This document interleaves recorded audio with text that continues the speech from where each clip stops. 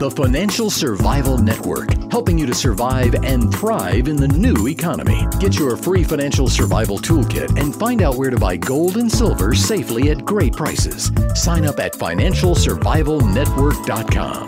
This is the Financial Survival Network. 1490 WGCH. This is Kerry Lutz, and you're listening to the Financial Survival Network, which is brought to you by Miles Franklin.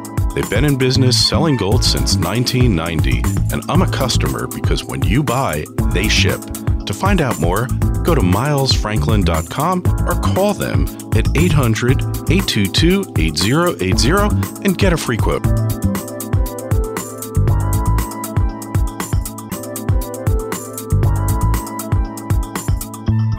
I am live on the floor of Freedom Fest 2012 in scorched Las Vegas, Nevada, where the temperature is 110 degrees in the shade, if you can find shade. And who do I run into but none other than Jeff Berwick of $1.Vigilante.com. And for those of you who've been dumbed down by the American educational system, which is most of you listening, Vigilante is spelled Vigilante. Hey, Jeff, man, what's going on? Oh, it's good. I'm having a great time. It is a little warm, but they tell me it's a dry heat, so I don't think that changes anything, though. It's still 115 degrees. It's a dry heat if you stick your head in the oven, too. And the only thing good about a dry heat is that when you sweat, it immediately evaporates, so then you get dehydrated, right? Yeah, it's. I just came from Acapulco, where we have 100% humidity, and it's quite the change over here. I'm trying to stay indoors as much as possible, that's for sure.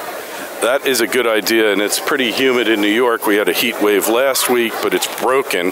But what about the heat wave that the economy is going through, or the tsunami, or whatever other disastrous weather metaphor that you want to use? What's up with that? Well, walking around here in Las Vegas, there's lots of people around. It's not like we're into a total depression yet. It's all mostly because of money printing, in my opinion. So George Soros actually said just recently that what happened in 2008 was actually the death of the financial system, but they've kept it alive just by money printing to this point. So they've fooled people into thinking that this system is still working. It really isn't. It's defunct, it's bankrupt, everything's insolvent in the system. And of course it's going to be like that because we have a system based on debt and based on money printing, counterfeiting.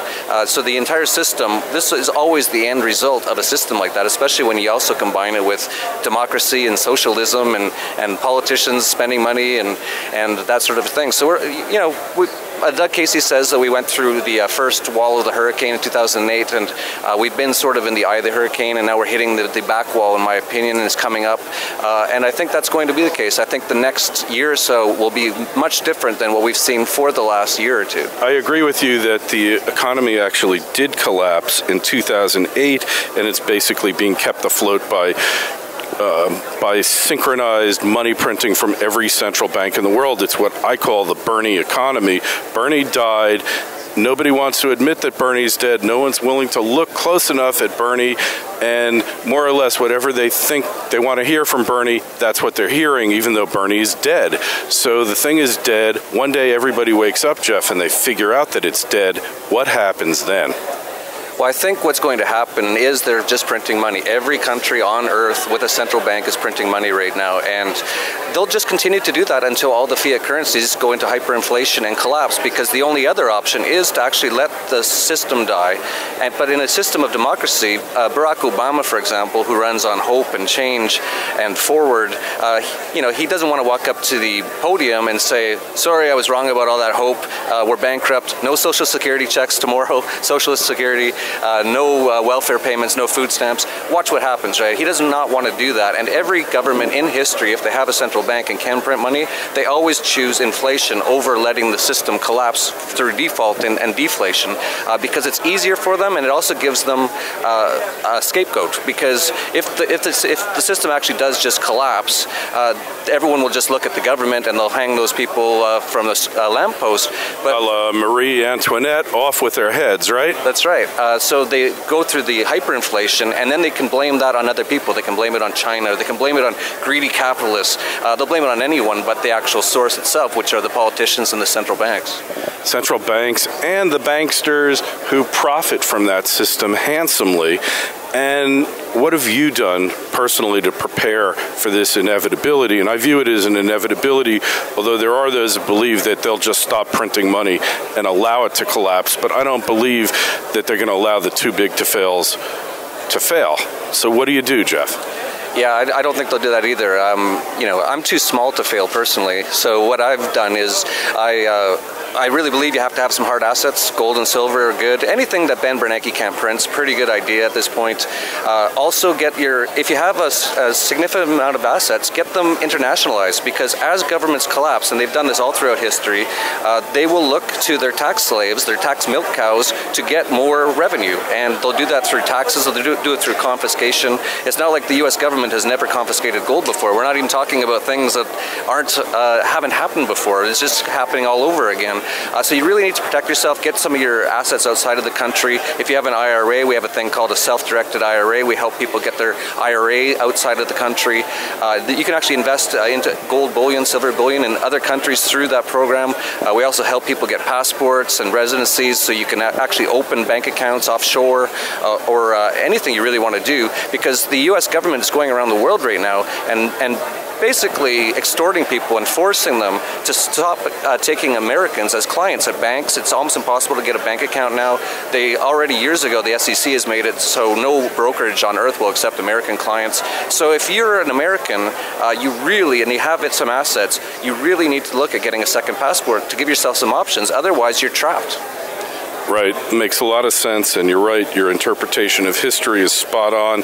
This is what desperate governments do, and in effect, by trying to get the world's financial institutions to stop taking accounts from Americans, it's an underhanded method of capital controls, and it forces the capital to stay in the U.S. unless you take matters into your own hands. So, Jeff, find out more about you, about the services you're offering to internationalize, get additional passports. Where do we go? You can just go to dollarvigilante.com. We have a free blog. I write about all this sort of thing every day, and from there you can get onto our other stuff. There's tdvpassports.com. tdvoffshore.com has our IRA. Self-directed IRA is tdvselfdirectedira.com. If you just go to tdvmedia.com, you can see all of our products. And like I said, just sign up for the free blog. That's the easiest way, and I'll point you in the direction of where to get these things from there. Excellent. Hey, Jeff, thanks a lot. And to hear this interview with Jeff Berwick, as well as the numerous other ones I've done in the past, financialsurvivalnetwork.com. Go there, sign up for the free newsletter, get it weekly along with the Financial Survival Toolkit. All right, Jeff, we'll catch you later. All right, thank you. 1490 WGCH, this is Kerry Lutz. You're listening to the financialsurvivalnetwork.com. And we are live at Freedom Fest 2012 in the scorched city of Las Vegas, which means the Meadows. And we hooked up with our old friend Gary Gibson of whiskeyandgunpowder.com. He's taken on bookseller duties for laissez-faire-books.com. Hey, Gary, what's going on? Nothing much from my end. I'm just sitting here watching the books fly off the shelves. Yeah, like, that's a weird thing. I would think this would be a pretty technically savvy group of people, and yet they're going for the physical books, like physical gold and silver. Exactly. They look handsome on shelves. They have, that weight and heft. Personally, I've moved into the digital age, but I am happy to see people buying up these ideas, so however you want to take them. Yeah, well, Jeff Tucker, who runs this, I guess, for Agora, you got like 4 or 5 big tables here, and the books are literally flying off the shelves. So everybody seems to like it a lot. Like I said, not so much for me anymore. I got hooked on the reading things on the computer, but I do feel like an anachronism here. But it looks pretty impressive. I took a picture from my Facebook. It's like a little empire. I feel like I'm playing Fort back here, with the like a motor books, yeah.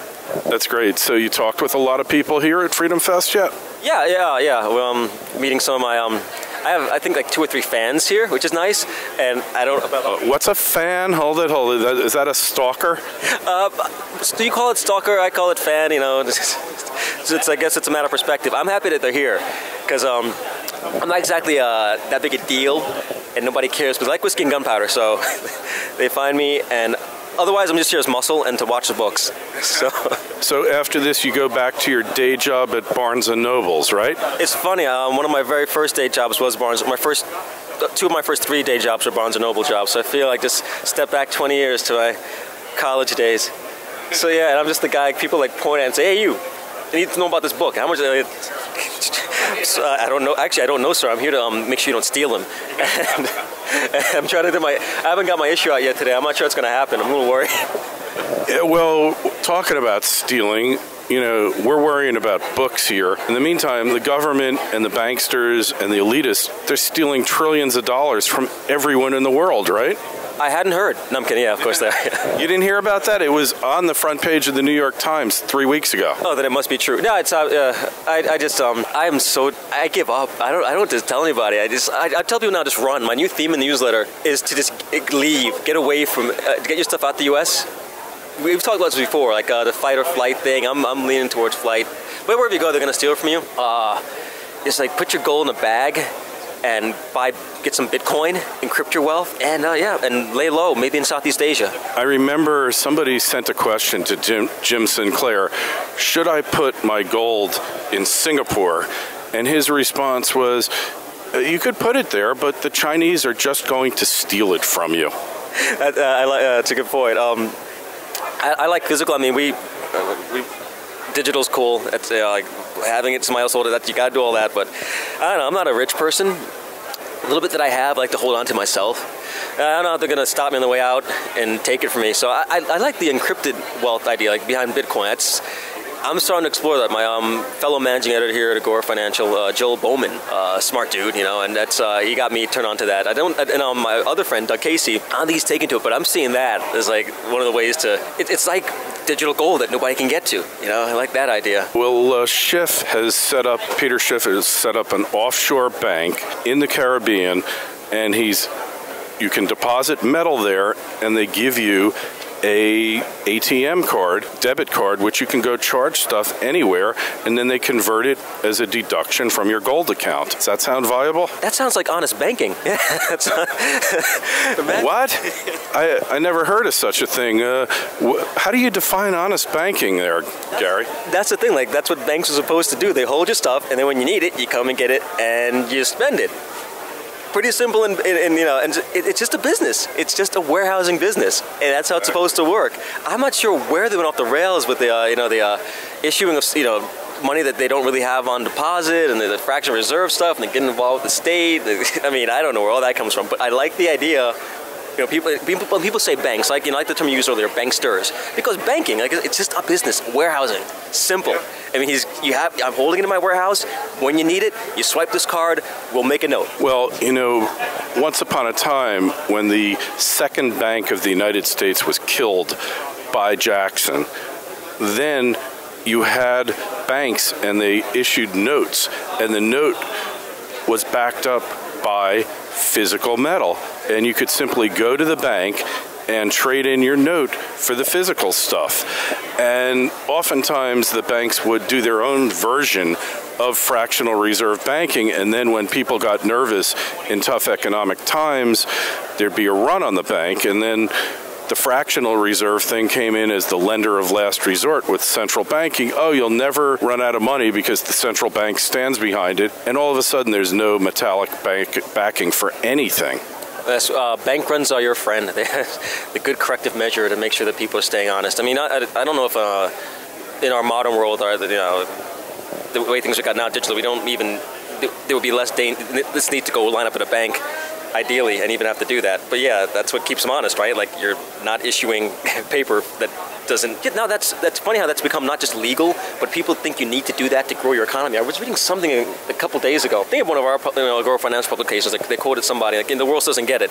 Some London student in London was saying, well, you can't back things by gold because how does your economy grow if you can't grow your money supply?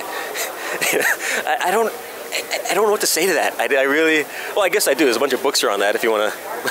Well, Murray Rothbard said, the bank should only be able to loan money out of its surplus capital. There shouldn't be a multiplier effect where you create money out of thin air. Most people don't understand fractional reserve banking. I'm not going to get into the whole explanation. Suffice it to say, if I deposit $100 into the XYZ bank and then Gary comes and borrows $90, the bank writes him a check for $90. I've got $100. If Gary then deposits that $90 in the bank, they've got $190 on deposit, and they've got an IOU from Gary for $90, and then with that $190 as their capital, they could keep making loans on and on and on till you get 100 times leverage. And that's where we're at now, where there's no reserve requirement. They can keep printing, and we're in a system that I call print and pray. You print it up, and then you pray that the thing doesn't blow up before you retire. Yeah, it's a great work if you can get it. I wish I were a bank. Wish I could do that. Somebody lend me $100. Next thing I'm like lending out $1,000. Yeah, that'd be awesome. Like, yeah, deposit 100 with me, and now I'm a thousandaire. Keep that going long enough, you live pretty well. Yeah, well, that's a privilege that can only be conferred upon you by the elitist bankster establishment. And the last time I looked, Gary, I don't think you're a member yet, but there's always hope. So people want to find out more about you, read your stuff. Where do they go, Gary? They go whiskeyandgunpowder.com and sign up there. I always put that little note in that you won't see my editorial on the site. It's that's write an article. We archive the articles there. But if you want to get a little humor, a little weeping about the state of the world, and from an Austrian perspective, then yeah, sign up for and you'll get the newsletter and you'll see me there. All right, Gary. Hey, it's been a pleasure, and to hear this interview as well as the many others that Gary and I have done together, go to financialsurvivalnetwork.com, sign up for the newsletter, sign up for the Financial Survival Toolkit, get prepared.